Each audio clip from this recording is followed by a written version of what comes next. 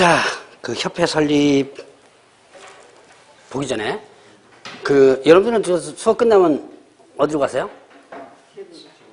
집에 가서 뭐 하세요? 밥 먹고? 그 다음에 밥 먹고 그 다음에 식사는 하긴 해야죠. 이거 다 먹자고 하는 건데 먹긴 먹어야죠. 자, 이제 그 다음에가 문제죠. 그 다음에가 보니까 이제 여기 남아서 공부를 좀 하시고 가시는 분들도 계시고, 그런데 이제 가능하면 수업 끝나고 나서 1시간에서 2시간은 공부하는 것을 한번 연습해 보세요. 그러니까 이게 왜 그러냐면, 수업 끝나고 집에 가서, 특히 집에 가시는 분, 집에 가면 공부돼요? 한번 그거 물어봅시다. 집에 갔습니다. 공부, 대답이 없어. 안 해봐서 그게 답이다. 안 해봐서 모르는 게. 되는지 안 되는지. 뭐 해봤어야지. 되는지 안 되는지 알죠? 집에 가시면요. 참 공부하기가 참, 이게 잘 안 돼요. 가면 이것저것 또 할 일도 있죠. 보이는 게 다 일거리죠? 예. 앞뒤 둘러보면 다 일거리예요. 남자분들 일 안 하는 것 같죠? 그 가면 뭐부터 봐요? 리모컨부터 뒤집니다.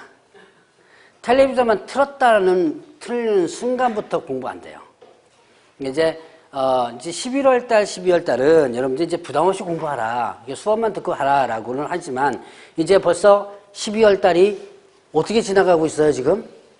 며칠이에요, 지금? 14일이죠? 이제 12월 달도 반이 꺾어져 나갑니다. 반이 꺾어져 나가고, 그러면 이제부터 공부를 하루에 1시간에서 2시간 하는 연습을 조금씩 하세요. 그래야지만 1월 달부터 본격적으로 공부를 시작합니다. 어제 언젠가 제가 얘기했는데 너무 초장부터 빡세게 공부하지 말라고 그랬죠. 물론 여기 1차 합격하신 분들도 마찬가지예요. 1차 합격하신 분들도 혹은 또 1, 2차를 같이 공부하시는데 작년에 공부하셨던 분들 보면 작년 경험 삼아가지고 작년에 내가 좀 이렇게 해서 못했구나 그래가지고 초장부터 빡세게 공부하시는 분들이 가끔 있습니다. 근데 그러면요 실제로 4월달 딱 되면 지쳐버려요. 지금부터 꾸준하게 공부하는 연습을 좀 일단 하시고요. 가능하면 이렇게 지금은 뭐 집에 가서 식사를 하시고 그러는데 점점 이제 이쪽에 와가지고 도시락도 싸우고 뭐 해가지고 아직은 뭐 그럴 때가 아니죠. 이제 뭐 한 4월달, 5월달 넘어가면 이제 뭐 강의실에서 이만큼 해가지고 뭐도 싸우고 그래가지고 먹기도 하고 그러는데 아직까지는 그런 때는 아닌 것 같지만 이제 조금씩 내가 내 공부를 할 수 있는 그런 일단 연습을 조금씩 하셔야 돼요. 빨리 시작을 해야 돼요. 이거를 3월달 지나고 4월달 지나고 5월달 지나면서부터 시작하시는 분도 있어요. 내 공부를. 근데 1, 2차를 같이 공부하시는 분들은 일단 그러면 늦습니다. 2차만 공부하시는 분들이야 조금은 시간 여유가 있지만 그래서 지금부터 공부하는 시간을 조금씩 할애를 좀 하고 한다고 해서 빡세게 공부할 필요는 없지만 자 봅시다. 이제 공인중개사 협회 부분에 보니까 협회 설립 있죠. 거기 보니까 숫자들이 나와요. 숫자를 갖다 보죠. 그러니까 여러분들이 이제 그 공인중개사 협회를 여러분들도 나중에 개업공개사 되면 설립할 수 있습니다. 조건만 맞으면. 일단은 공인중개사 협회가 설립되려면 뭐가 있어야 된다? 발기인이 있어야 돼요. 자, 이 발기인이 몇 명 이상이 필요하냐면 300명 이상이 필요합니다. 이 300명은 누구 해주면 되는 거예요? 회원 300명 이렇게 됐거든요. 회원 300명이니까 이 300명은 누구 해주면 되는 거? 개업 공인중개사 해주면 되죠. 자, 그래서 얘네들이 뭘 하냐면 정관을 의결해야 됩니다. 자, 300명을 밑에다가 한번 써볼까요?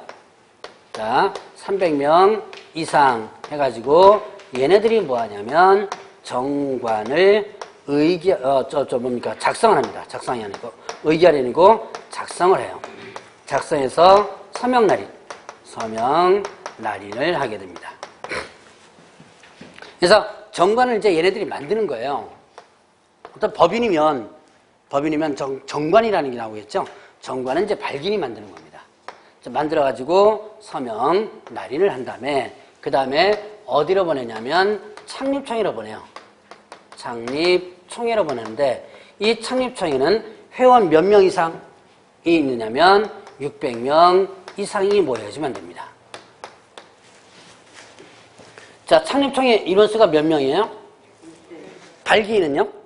300명. 자, 숫자 한번 보시고요. 자, 이때 전제 조건인데요. 서울에서는 100명 이상, 그 다음에 또 광역시와 도에서는 20명 이상 해가지고 600명 이상이 되셔야 돼요.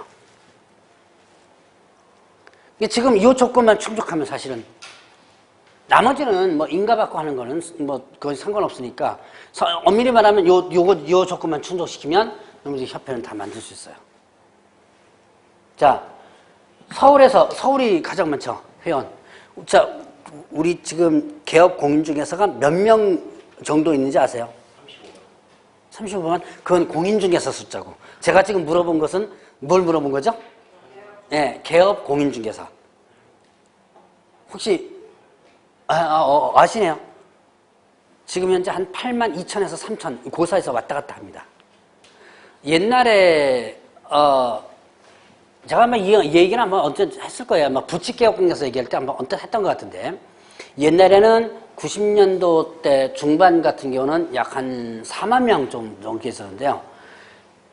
IMF 터지고 나서 그 뒤로 이제 공인중개사 자격증 많이 나오죠. 나오면서부터 숫자가 올라갑니다. 그래서 지금 현재 약 8만 2천. 단일 업종에서 가장 많은 숫자가 있는 게 뭔지 아세요, 혹시? 단일 업종 중에서 가장 많은 숫자. 개업공개사가 2등이에요. 2등이고요. 예, 맞아요. 미용실. 미용실이 지금 가장 많답니다, 회원수가. 그러니까 이 숫자로 보면 그 다음이 개업공개사래요. 어쨌든 자 600명 이상이 모였는데 서울에서는 왜 많냐? 100명 이상, 서울이 가장 많죠. 자, 그리고 광역시도에서 20 이렇게 했는데요. 한때 그 부칙 개업공개사 있죠. 다른 말로 뭐라 그랬죠? 뭐 이 교재는 그렇게 나오는데 중개인이라고 그랬죠, 왜? 자기네들끼리 협회를 만들려고 그랬었어요. 자기네들끼리 협회를 만들려고 하는데 어디서 브레이크 걸렸냐면 제주도에서 브레이크 걸렸습니다. 제주도가 이 숫자가 안 된 거예요. 그러니까 각자 서울은 100명 이상이고 광역시도에서는 몇 명 이상을 했어요? 20명이었죠. 제주도가 여러분들 제주도 한번 가보세요. 제주도 가보시면 지금은 오히려 더 없어졌겠죠. 없었는데 이 부칙개업공개사가 거의 없어요. 그래서 이 숫자 때문에 자기네들끼리 그 협회를 예전에 못 만들었던 그런 사례도 실제로 있어요. 자, 어쨌든 자 숫자 한번 해보시고 그래서 얘네들이 뭘 하냐면 정관을 의결을 합니다. 과반수 찬성으로서. 자, 정관 누가 만드는 거예요? 발기인이 만들죠? 이거를 얘가 의결한 다음에 이제 인가가 나죠? 인가가 나면 주된 사무소에 뭐 함으로써? 설립 등기를 함으로써 협회가 성립이 되는 거예요. 자, 여러분들이 법인은 항상 뭐 해줘야 돼요? 법인은 등기가 돼줘야지만 그 효력이 성립되는 거죠? 자, 그래서 이렇게 이제 절차 간단하게 봤는데 특히 숫자 여러분들 좀 눈여겨보라고 한번 해봤습니다. 숫자들 발기는 몇 명 이상이고 300명. 그다음에 창립총회는 600명 이상. 자, 그러면 이제 협회가 설립돼요. 그러면 뒤에 조직이 있는데 자, 지부지회를 둘 수 있다고 그랬습니다. 지부 그다음에 지회를 둘 수 있다. 요거를 둘 수 있다. 둘 수 있다는 반드시 줘야 되는 것은 아니죠. 자, 지부는 어디다가? 시도에, 지회는요, 시군구에. 자, 이제 설치하면 시도지사에 신고하고 시군구청장 등록관청에 신고하는 건데, 자, 지부, 지회 이렇게 하는데 이게 이제 공식적인 조직이에요. 그러니까 주된 사무소 있고요. 서울에 두라는 법은 없지만 지금 현재 협회는 서울에 지금 주된 사무소 다 있습니다. 자, 그리고 지부. 강원도 뭐예요? 지부가 되는 거죠. 강원도 지부. 원주시 뭐가 되는 거죠? 지회. 이렇게 됐죠. 나중에 여러분들이 개혁 공개서 되면 이걸 소위 말하는 이제 조직장이라고 많이 표현하거든요. 감투 쓰는 것도 아무 상관 없어요. 괜찮아요. 이거 협회에 직접 참여해가지고, 지회장부터 한번 올라가시는 것도. 그러니까 원주 같은 경우는 이제 원주시 뭐가 되는 거예요? 네, 지회장을 한번 해보세요. 누군가가 왜 추천해서 하시는 분들 있고요. 내가 하려고 하면 돈이 좀 많이 들어갑니다. 매기려면. 근데 누군가가 추천해서 하면 정말 될 텐데, 조직장 하는 것도, 이제 여러분들이 감투 좀 좋아하시는 분들은 조직장 하는 것도 괜찮아요. 나중에 뭡니까? 협회 회장까지도 될 수도 있고요. 그 다음에 좀 쓸데없는 돈들이 조금 들어오기도 해요. 근데 이거 하면. 어쨌든, 자, 지부와 지회. 자, 이 조직이 그러면 크게 보면 어떻게 돼요? 일단, 중앙이 있죠?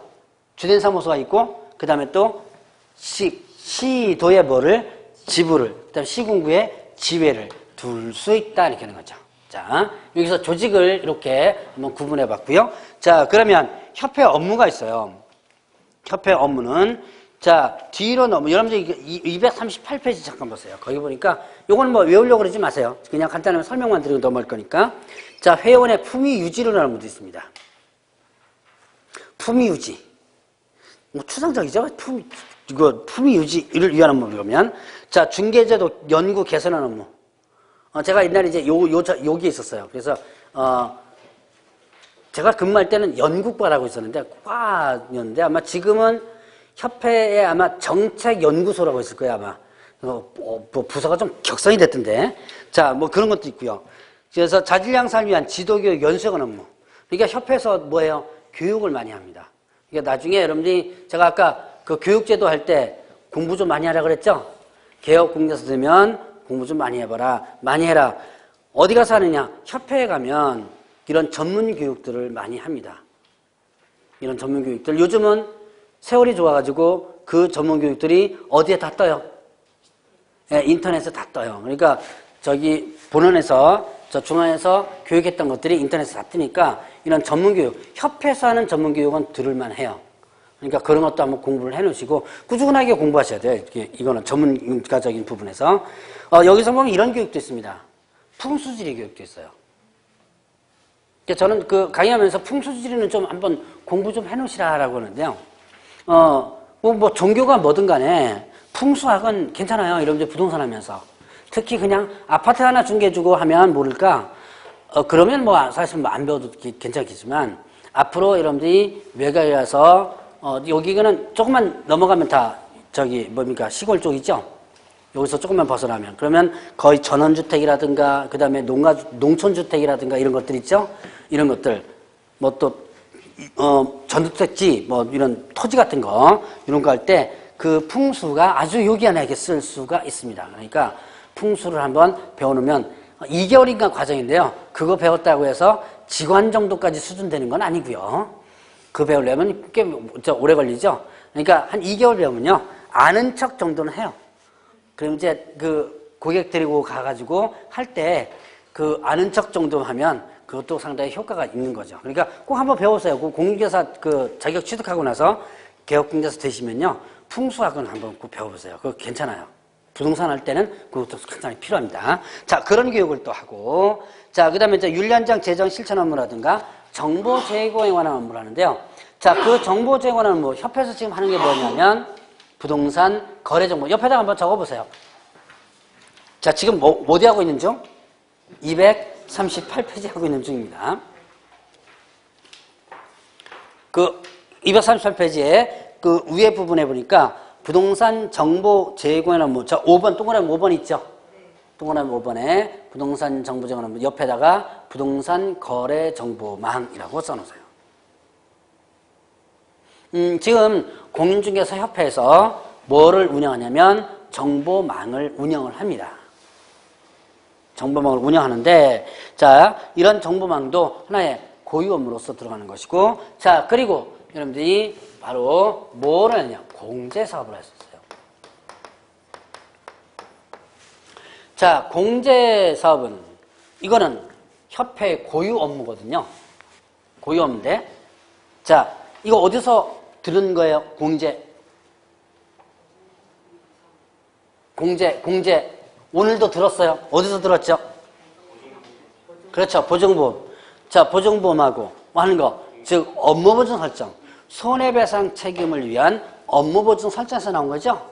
자, 그럼 손해배상 책임을 위한 이 업무보증 설정에 관련된 공제, 이게 어디서 운영하는 거? 협회에서 운영하는 거. 저번 주에 아마 이거 협회에서 운영한다는 얘기를 한번 잠깐 했을 거예요, 아마. 자, 그러면 이런 공제를 협회에서 일단은 운영을 합니다. 근데 이거는 공제는요, 비영리 사업이에요. 비영리 사업이고, 회원의 상호 부조를 목적으로 한다, 이렇게 돼 있어요. 공제는 그냥 개괄적인 부분, 요번에 개괄적인 부분 한번 짚고 넘어갈 텐데, 자, 공제는요, 비영리다라고 합니다. 자, 제가 공인중개사 협회 성격 저번 시간에 잠깐 얘기했었죠? 거기에서 설명이 좀 빠진 게 있는데, 자, 협회는 비영리 사단법이라고 그래요. 자, 여러분들이 공인중개사 협회가 영리를 목적으로 하면 안 되겠죠. 여러분 어느 협회나 변호사 협회건 무슨 협회건 영리를 목적으로 하는 협회는 아니에요. 자, 누굴 위한 협회라고 그랬어요? 회원들을 위한, 회원의 이익을 위한 것이지 협회 이익을 위해서 영리를 하면 안 되겠죠. 그래서 협회 자체는 일단은 비영리입니다. 그러니까 공제도 어떻게 된 거예요? 공제도 비영리 사업이에요. 그럼 비영리 사업은 이익이 남으면 돼요, 안 돼요? 안 되죠. 그래서 공제 나중에 결산할 때는요, 제로 결산을 합니다. 딱 맞춰줘요. 이 공제 이제 여기 업무 담당하는 사람들 나중에 이제 결산하거든요. 결산하면 수익과 지출이 딱 떨어지게 아주 제로를 만들어줘요.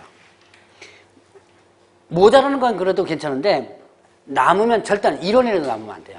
남으면 이게 뭐가 되기 때문에 영리가 될 수 있죠.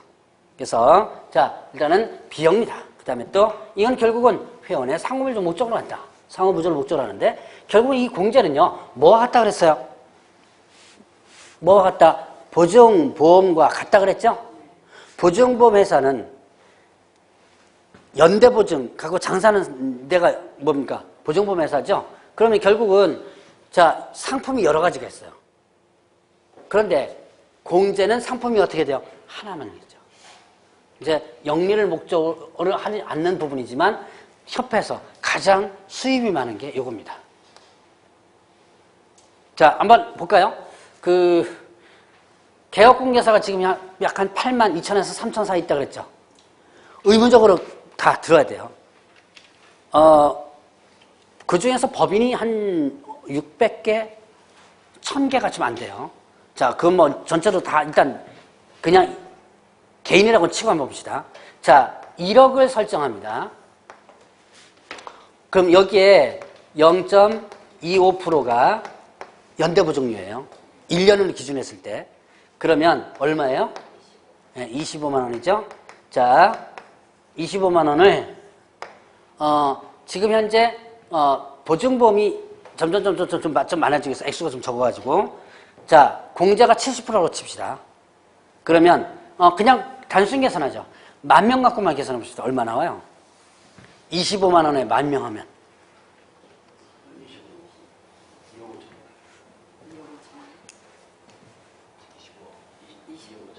계산이 안 나오죠?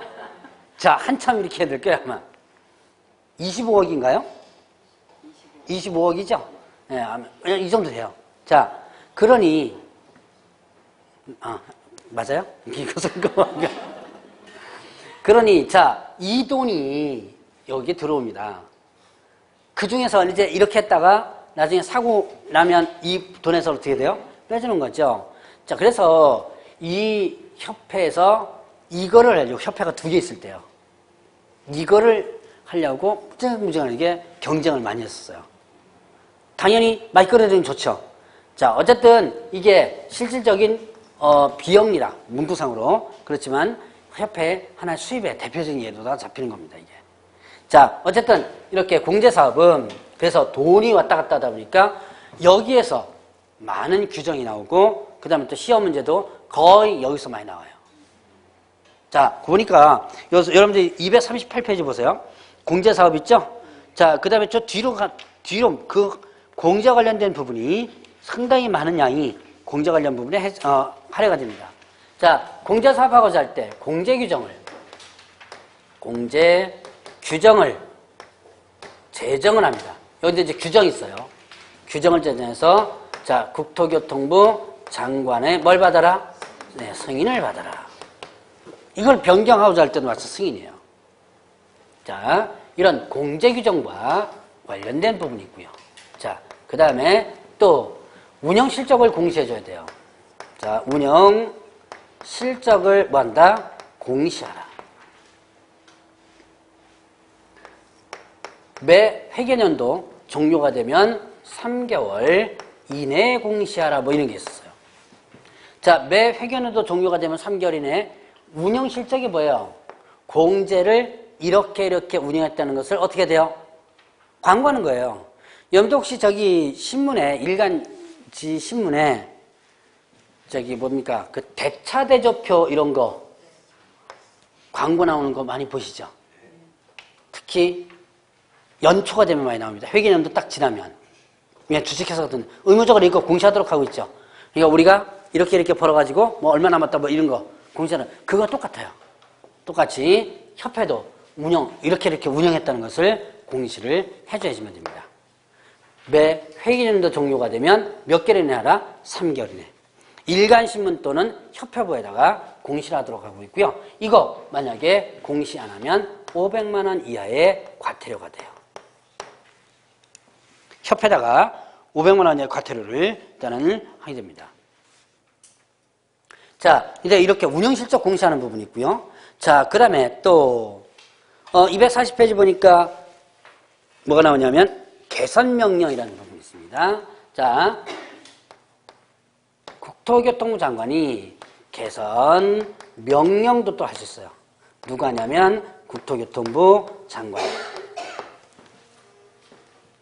자, 그러면 결국은 계속 뭐가 나와요, 지금? 공제사업을 하는데 공제규정 만들어가지고 누구한테 승인? 국토교통부 장관 승인. 국장 승인이죠. 자, 그 다음에 또 개선명령 누가 한다? 국장이죠. 그러니까 결국은 공제와 관련된 부분은 다 누가 감독하는 거예요? 네, 국토교통부 장관이 감독하는 거죠. 개선명령이 뭐냐? 여러분들이 거기 보니까 이런 나오죠? 자, 운영이 적정하지 않거나 아니면 자산상이 불량해서 운영이 적정하지 않거나 자산상이 불량해가지고 자, 피해자라든가 공제가입자에게 손해를 입힐 염려가 있을 때 자, 권익을 해칠 우려가 있을 때 이렇게 됐죠? 이때 개선명령 할 수 있다. 자, 그때 보니까 어떤 명령 할 수 있냐면 업무 집행 방법 변경, 예탁기관의 변경, 장부가격 변경 이런 명령을 할 수 있는 거예요. 자, 간단하게만 그냥 넘어가자. 업무 집행 방법을 변경하라. 예를 들어서 이런 게 있습니다. 자, 업무 보증 설정, 공인중개사인 개업중개사는 얼마 이상 업무 보증 설정하죠? 예, 1억 이상을 업무 보증 설정하죠? 그러면 자, 이때 의뢰인이 손해가 나가지고 의뢰인이 손해 나서 자, 8천만 원을 판결을 받았습니다. 자, 8천만 원 판결을 받아가지고 이제 가는 거예요. 가면 자, 이 8천만 원을 다 준다. 다 줘야죠. 네, 우리가 이제 우리 공부할 때는 다 준다고 제가 강의를 그렇게 해요. 그냥 머릿속 복잡하니까. 그런데 문제는요.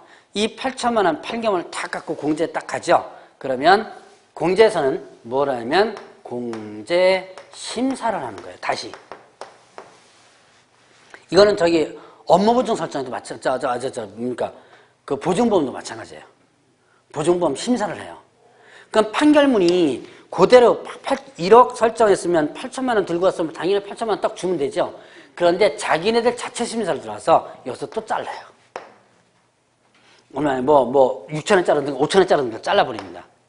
자, 거기에 대한 그 자르는 기준이 있거든요. 그런데 그 기준이 너무 강하면 어떻게 돼요? 의뢰인들이 돈을 많이 못 받아가죠? 그거를 누가? 국토교통부장관이 봐서 이거는 이렇게 고쳐라 이렇게 할 수 있다는, 이게 고치라라고 명령할 수 있는 이런 것들이 바로 뭐냐면 개선 명령이에요. 자, 어떤 제도의 개선, 공제 제도의 개선 명령할 수 있다. 자, 이 개선 명령을 누가 할 수 있는 거? 국장이. 이거 만약에 위반하면 500만 원 이하의 과태료입니다. 이것도 과태료예요. 이게. 비싸요? 네, 좀 비싸죠? 아, 걱정 마세요. 협회는 돈 많으니까. 자, 그러면 또 이런 내용이 있습니다. 저기 그 밑에 보니까 재무 건전성을 유지하라 이런 게 있어요. 자, 재무 건전성. 그러니까 공제가 그 재무 건전성이 만약에 악화되면 공제금을 지급하지 못한 상황이 발생될 수도 있죠. 그래서 재무 건전성을 꾸준히 계속 유지하라는 내용이 있고요. 자, 그 다음에 또 임원에 대한 이런 것도 있습니다. 임원에 대한 징계, 그 다음에 해임을 요구할 수 있어요. 임원에 대한 징계, 이것도 누가? 국장이.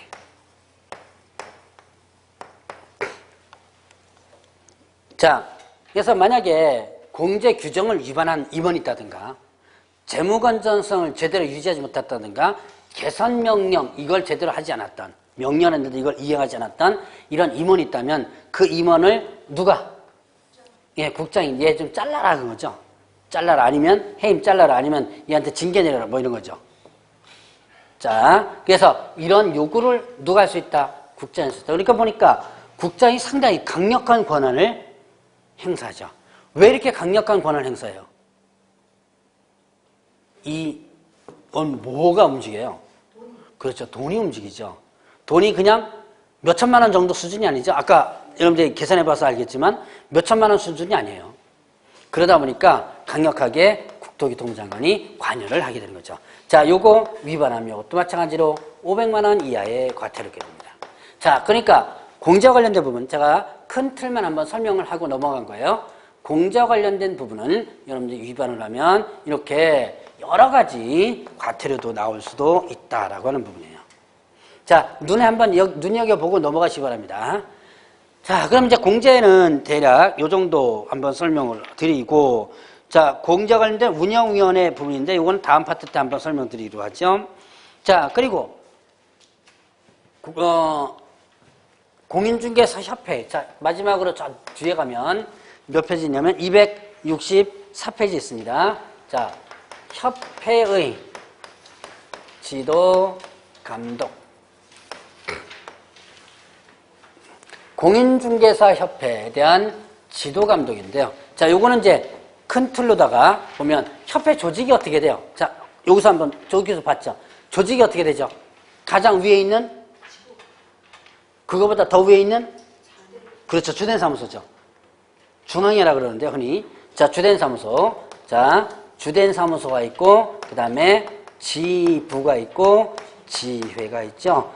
요 세 개에 대한 모든 감독을 누가 하냐면 국토교통부 장관이 합니다. 자, 다시 한번. 협회에 대한 지도감독 권한은 누구한테 있다?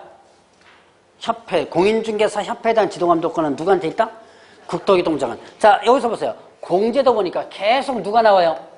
국장이 계속 나오죠? 그러니까 머릿속에 큰 틀로만 잡고 있어요. 자, 국토교통부 장관이 협회를 다 관여한다라고 보시면 되고, 감독도 누가 한다? 국장이 한다라고 보시면 돼요. 자, 그러면 이때 지도감독 방법은요, 이렇게 있습니다. 그 업무에 관한 사항을 보고하게 하거나 자료의 제출 그 밖에 필요한 명령을 뭔다? 할 수 있다 이렇게 되고요. 그 다음에 협회 사무소에 출입해가지고 장부 서류를 조사, 그 다음에 검사하게 하거나 아니면 또 질문하게 할 수 있다. 뭐 이렇게 구분이 되어 있습니다.